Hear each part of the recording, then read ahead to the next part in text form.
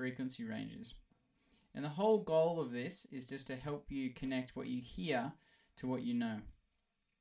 So really transferring knowledge to experience, so that when you hear a mix and there might be, something that you don't like about it, you can identify what range it's happening in and then potentially what instruments are causing it. So first of all, we start by just cutting up our entire frequency range, which is 20 Hertz to 20,000 that we learnt last week, into these pockets. And then at the end of today, we'll go through another video that helps you figure out what frequencies in these ranges are good for which sounds. But today and right now, let's just tune our ear into the ranges. So we're going to start off at the sub bass and work our way up. And so a sub bass by definition goes from 20 Hertz to 60 Hertz. Now this 20 Hertz we can hardly hear, like we discovered last week. And it goes all the way up to 60. And there's a sweet spot in the sub bass actually. Let's see if we can hear this in this sub kick that we added. And so you can see I've already rolled off my sub from 30 to 20 Hertz. And that's a really, really common approach, because what it's doing is it's making it easier for us to hear these frequencies, which we found out last week, it's actually really hard for us to hear. So we're saving volume and we're making it easier for the audience to hear just by rolling off that 20 to 30 Hertz range. And you can even do this on your master channel. This will just tighten up your low end in clarity and give you a little bit more volume. So yeah, we're taking away the super low subs that we can't hear. There's no important information there. But what makes this really important, and I'll just get listen to going so that we can all hear this.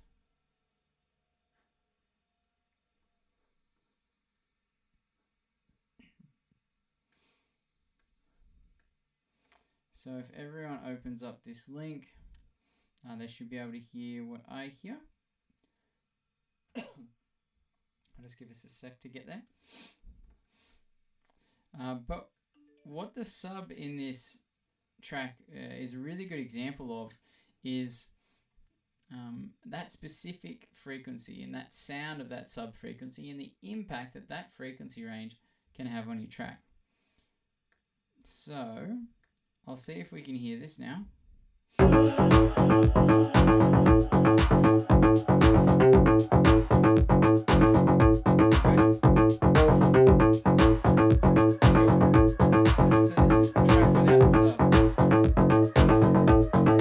How we originally wrote it, but we realized from kind of comparing ourselves to Gus Athelstan and a few of other influences that it was missing this whole impact. And I'll just make it obvious, the difference here.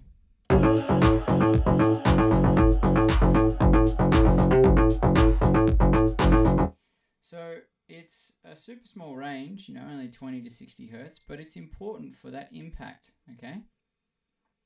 I'll just stop all this stuff. And that's a really big learning from today. So the sweet spot is actually from anywhere between 30 to 60 Hertz.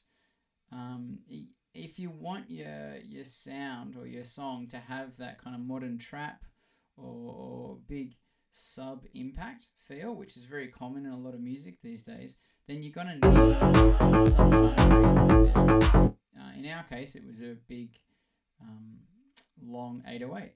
That's all that is. It's a big long 808. And I feel that gives you a pretty good ear for what a sub sounds like. By itself, not that impressive. In the context of the mix, effective. Yeah. By itself, it doesn't sound like much, but in the mix, it makes a huge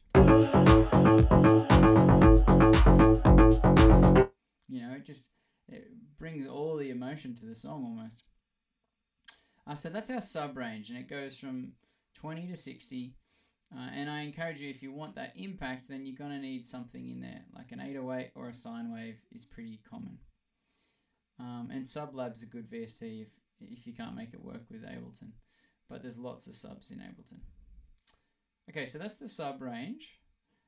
Let's now look at our bass range. So it is 60 hertz to around 250. And now these are kind of, guidelines. They're not set in stone, okay? But these are guidelines about this frequency range. And it will help you kind of identify what this range sounds like. So if we go over to this range, the lower end of it still sounds quite subby, but 90 hertz technically isn't a sub. So this range, it really contains the frequencies that are important for your bass lines. Bass lines, just so you know, will contain frequencies from 100, from 60 to 2000, okay? But we've just called this the bass range because it's what gives our bass instruments that feeling of warmth and fullness and support and power.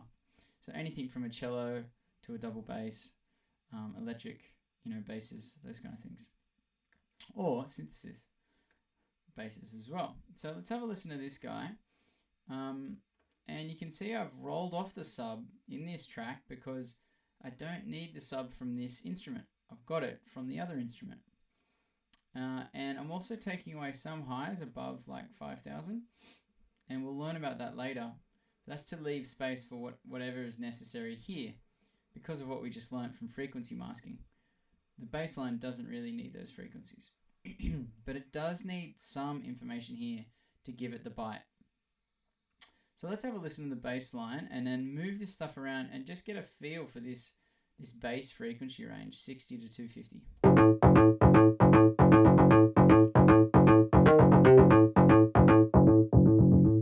So that's kind of specifically what it sounds like.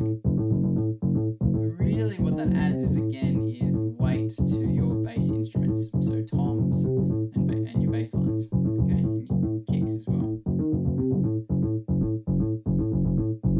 See, it doesn't have that sub feel, but it doesn't need that because I can roll that out and my sub's taking care of that. And maybe a better way to hear this, is if I take out the bass range, and you'll hear the impact of it much more. So this is with the bass and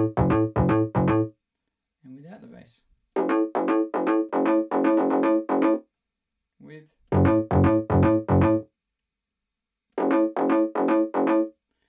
So we've called it that bass range because it gives our low frequency instruments that power.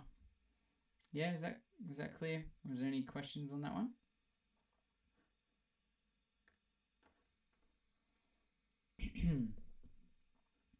Cool. All right, the next one is the mids, and it's significantly bigger than the last two. So we go from around 250, and the mids actually go up to 6,000. But because it's such a big range, we break it into sections.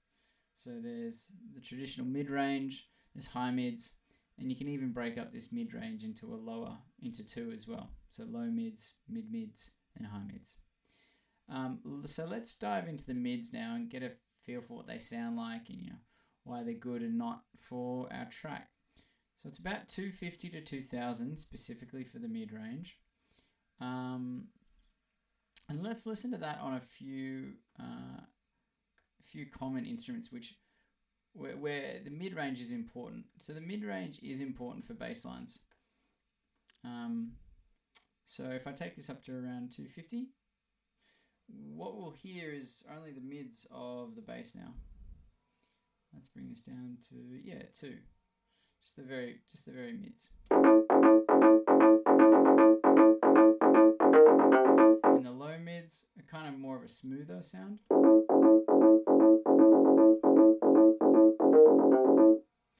And just to give this a better example, I'll even copy this onto a lead. And this will really give you an idea of when I think of the mids, I think of it as this treble frequency, which sounds super smooth and sexy and great on every instrument, but that we actually need to manage really well, because otherwise, if there's too much information here, it becomes very a lack of clarity, very muddy.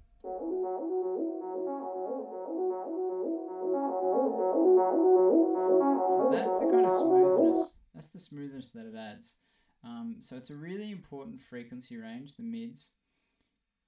That was the low mids. Let's just go back to the normal mids.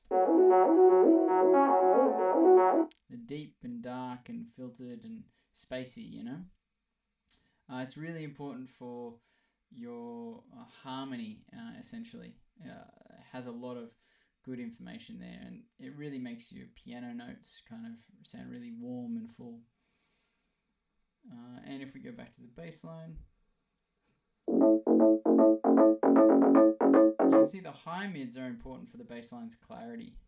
If we were to take away all our high mids, so something above 1K, we lose all the clarity or the bite. So in this way, this is probably a common trap when you're starting out. Yeah, I want a big bass line.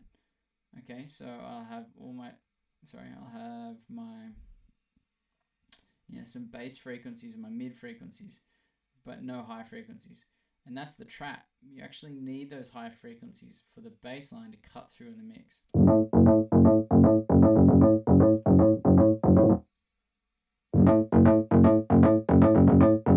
Yeah. So they are our mids, and like I said, mids are really important for kind of your harmony. I really do think of my mids as the danger zone, like around here. It's where clarity is destroyed. So the less that I can have there, the better. And I try and only give one or two instruments to it in a whole song. This song doesn't actually have any chords, so it's a bit of a strange example. All the harmony and stuff is almost like just tension and rises, things like that. Yeah, very high frequency sound there. Cool. Was there any questions about the mids?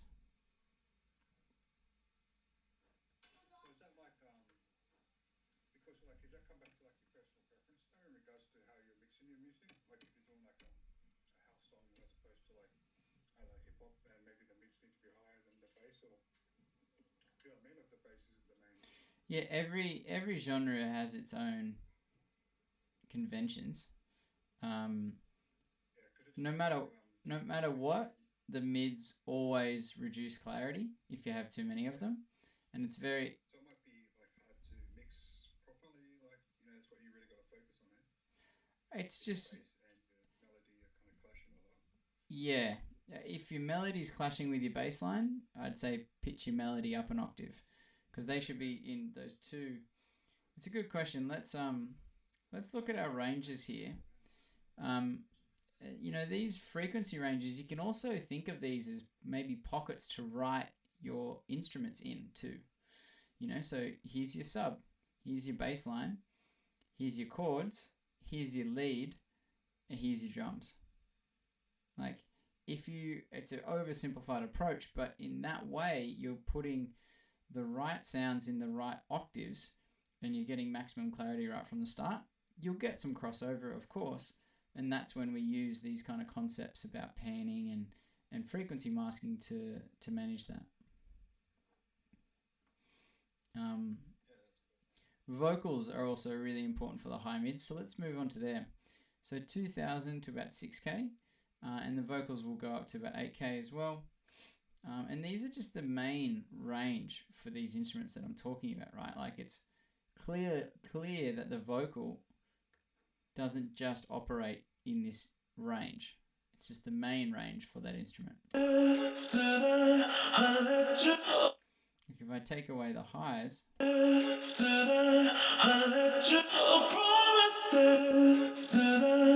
I lose all that kind of clarity in the vocal. So it's not the only thing that's important about these instruments. It's just an important range for them.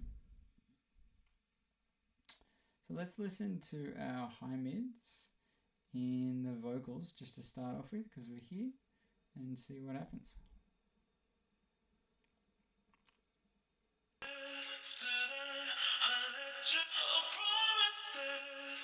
So they're called high mids because they've still got the smoothness of the mids, but they've got some exciting high frequencies.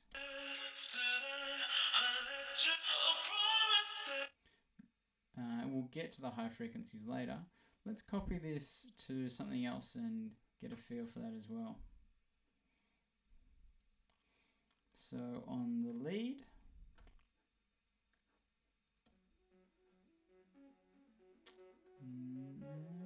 so there's not actually that much there, so let's those kind of frequencies.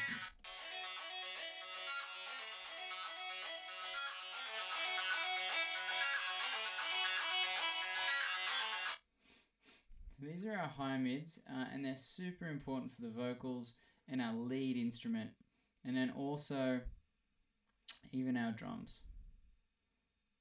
And this is when we start to get to the high frequencies of the drums. And remember, I like to take my kicks and my subs and bring them out of my drum group and make them my own drum group. So you could go drum lows and drum highs. And the reason I do this is so that I can process my entire kind of drum percussion and claps and snares and shakers in a similar way because they have similar frequencies. So it's going to work well. And in the same way here, similar sounds have similar frequencies, so I can process them together. So let's just have a listen to what it sounds like, just the highs on our drums.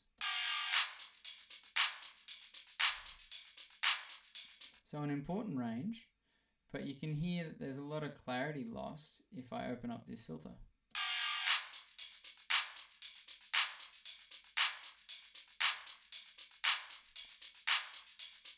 And that's really a good segue into our high frequency ranges. So the high frequency range from about 6 to 13K is, I think of that predominantly as your shakers, your hi-hats, and all these kind of drums. So let's leave the definition of high mids for vocals and leads, those being one of the two main important ones. And I want you to think about the high frequencies. That's where really the shine starts to come into the mix as a whole. Clarity into individual instruments like the vocals, but then importantly, this is where actually a lot of high frequency drum sounds sit. So let's do it the opposite way and take that whole range away. So around about there.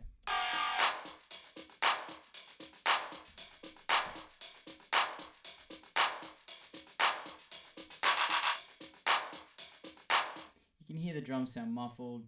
You can hear the majority of the clap, but all those shakers, high frequencies, hi-hats, it's really not going to translate to a good mix.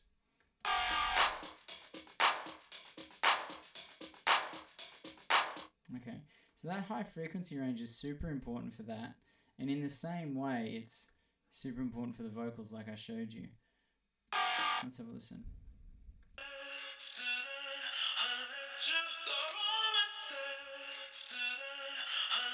Without that range, while there's no musical notes there, it's really important for our clarity, our openness of the song. And that's why often you can get producers doing a little boost in this area on certain frequencies, on certain things, which we'll talk about in the next video. So that's our high frequency range, and just kind of marry that right now with high frequency drums and needed for clarity. In the same way, thinking about frequency masking as well. If I need this range for my vocals, my leads, my drums, but my bass, its majority, finishes around 2K, maybe I can roll my bass line away, or even just use a high shelf like that. And that way I'm still getting the clarity and the bite of the bass line here, but I'm carving out unnecessary volume and frequencies to make way for my vocals, my drums, my leads.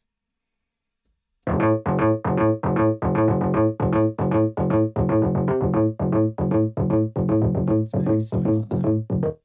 There was a little bit of clarity there that was changing, but remember, all of this stuff has to be done in the context of the mix as well.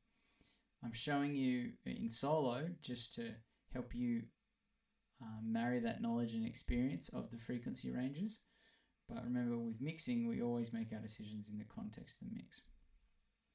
So last but not least, but probably not as important, is this sneaky little range up here from about 13 to 20, or around about there. It's called the air frequency range, and we called it that because that's kind of the effect that it gives your mix and other instruments and sounds. So if we do the same thing, applying it to the same kind of instruments, vocals and things like that, it can often just make them sound less exciting. Let's see, actually have a go on the master channel. See if we can get lucky. So I'm just taking away a very high frequency range called the air frequency range. And remember, we listened to these ranges last week, and some of us couldn't even hear above 16. Like I can't, right? And so these are very high frequency range. There's no actual instruments there, but it does have an important impact on the mix. Let's see if we can hear it.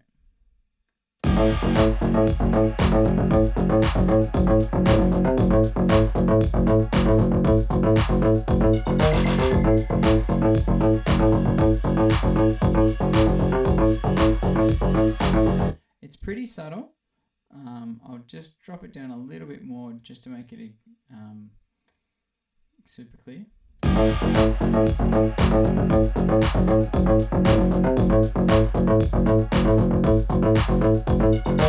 That's more the effect I was looking for. And that's probably why, because we've got so much stuff filtered. And if we jump into our vocals, for example, that's a huge impact there.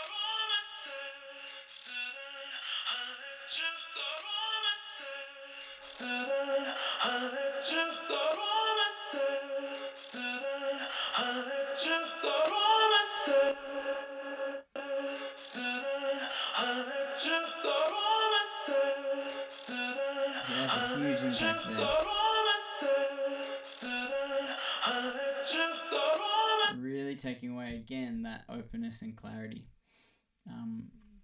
So yeah, the air range is super important, super small, and often you might see producers doing a little boost to just point your ear towards these high and exciting frequencies. All right, that and is our frequency range.